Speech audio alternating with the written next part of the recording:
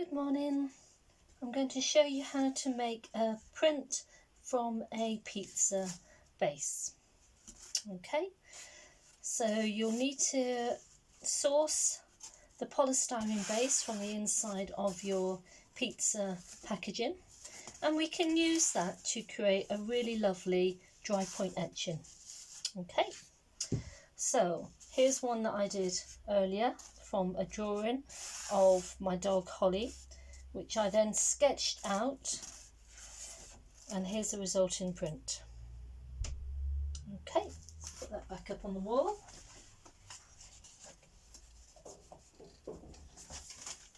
Right, you will need a polystyrene pizza base. The textured side needs to be face down. Okay, and we're going to use the upper side to draw your design on. You will need some artwork, so I suggest the artwork that you were developing over Easter, the drawings around your home. Okay, these are some drawings of jugs that I've made that I'd like to take into a dry point etching. You'll need some tools to draw with and to score into the pizza base. Okay, so I've got a variety of things here. A nail,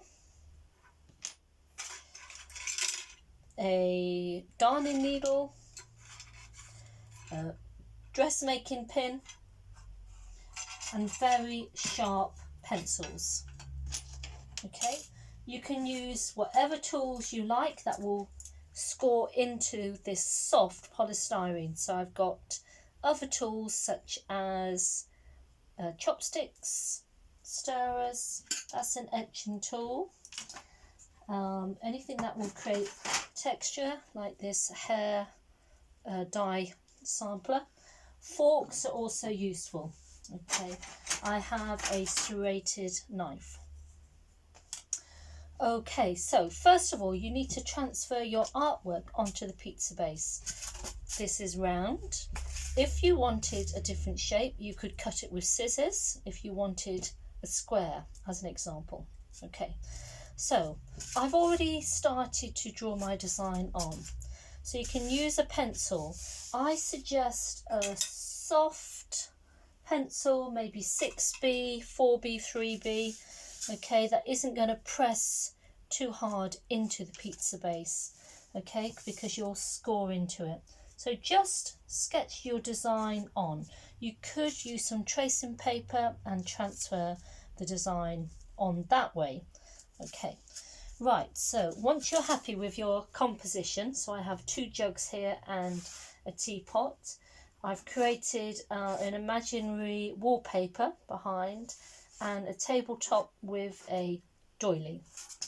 Okay, so now we're going to begin scoring. So the lines that you score in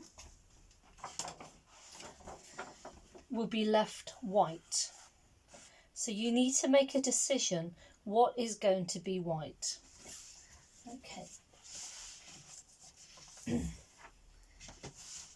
So this is going to be a relief print. So when we roll the ink over the surface or brush our painted medium, you will just get that surface area. So we're going to start by scoring in. So you need to decide how deep the line is going to be, the thickness of that line, and the type of mark or etch line that you wish to create. Okay, so I'm starting with a very sharp HB pencil. Very little pressure here and it's already going quite deep. Okay, I'm going to move off and use this nail. I want quite sort of thick line around my jug. I wish that to stand out.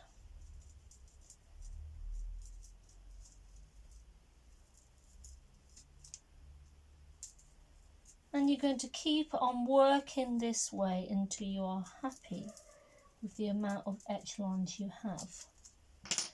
For something like this where there's texture, I might use this or the top of a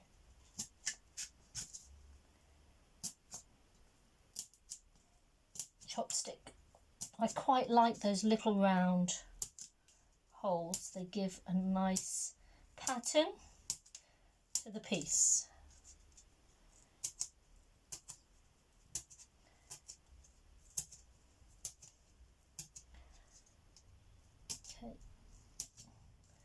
Okay. This is part of my design for the tablecloth.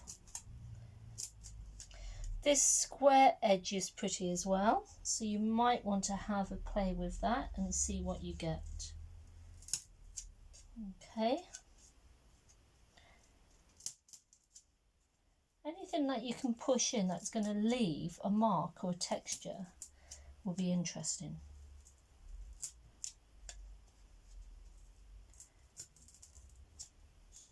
I don't want too much of this. Okay, so I'm just going to work away at this now. Where I have finer detail, I might use the dressmaking pin. Okay, and don't forget you can use cross hatching effects for shade. Right, I'm going to stop the video for a moment so I can work at this, and then the next stage will then be to print it.